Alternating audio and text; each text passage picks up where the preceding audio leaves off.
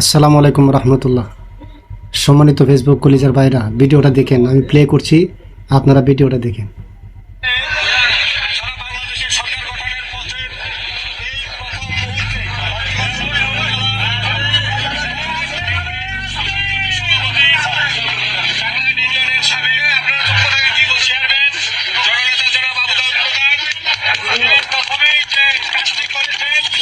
বাংলাদেশ আওয়ামী লীগের প্রতি তথা আওয়ামী লীগের তৃণমূল পর্যায়ের নেতা কর্মীদের প্রাণের যে সংগঠন আমাদের চাকলাট ইউনিয়ন আওয়ামী লীগকে তিনি আজকে তালামুক্ত অবমুক্ত করেছেন সেই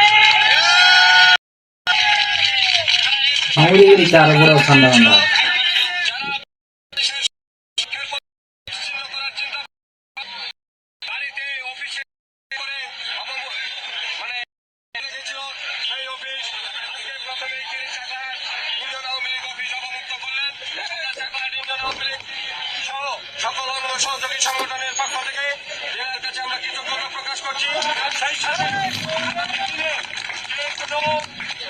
মিটিং আন্দোলন সংগ্রাম স্বাধীনতার সপক্ষের সকল উন্নয়নের ক্ষেত্রে আমরা না আওয়ামী লীগ, না বিএনপি, না জাতীয় পার্টি সকলে ঐক্যবদ্ধ হয়ে স্বাধীনতা বিরোধীদের পক্ষে থাকবো।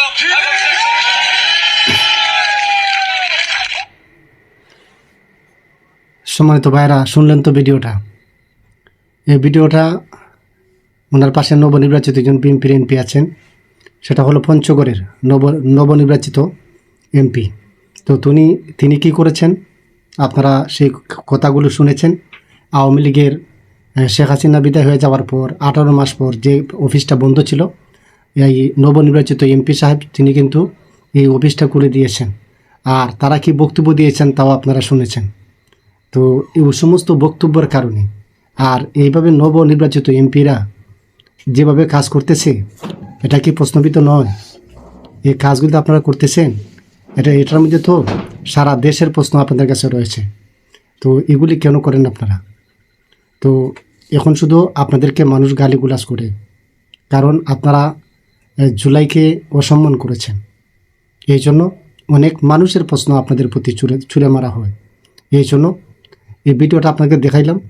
শুধু আমাদের হবিগঞ্জ নয়, সিলেটে নয়, সারা বাংলাদেশে যা যা ওই অফিসগুলো বন্ধ ছিল, এই সবগুলো অফিস খুলে দেওয়ার তারা চেষ্টা করতেছে। তার ধারাবাহিকতায় আমাদের হবিগঞ্জেও একটা আওয়ামী লীগের অফিস খুলে দেওয়া হয়েছে। আমরা শুনেছি সকালবেলা খুলে দেওয়া হয়েছে, বিকালবেলা আবার আগুন দিয়ে পুড়ে দেওয়া হয়েছে। এগুলো আমরা মিডিয়ার মাধ্যমে খবর পেয়েছি। কতটুকু সত্য তা জানি না। এই যদি আমাদের বাংলাদেশের অবস্থা হয়, তাহলে ভবিষ্যতে আমাদের দেশের যে রাষ্ট্রপ্রধান তারেক রহমান, তিনি কিভাবে দেশটা চালাবেন? এই প্রশ্নগুলো আপনাদের কাছে ছুড়ে দিলাম দর্শকদের কাছে। আপনাদের স্ব মন্তব্য কমেন্ট বক্সে লিখে জানাবেন। আর এই ভিডিওটা সবাই শেয়ার করে দিবেন। কি বলেন আপনারা? সবাই ভিডিওটা শেয়ার করবেন, ভালো থাকবেন, দেশের জন্য দোয়া করবেন, যাতে করে আল্লাহ রাব্বুল আলামিন এই তারেক রহমানের মাধ্যমে এই দেশটাকে সুন্দরভাবে চালায়। আল্লাহ যেন সেই তৌফিকটা দান করেন। এই দোয়াটা তো আপনারা করতে পারবেন। প্রত্যেকে মাহে রমজানের মধ্যে এই দোয়াটা করবেন। ভালো থাকবেন, সুস্থ থাকবেন, দোয়া রইল সবার জন্য। ধন্যবাদ সবাইকে।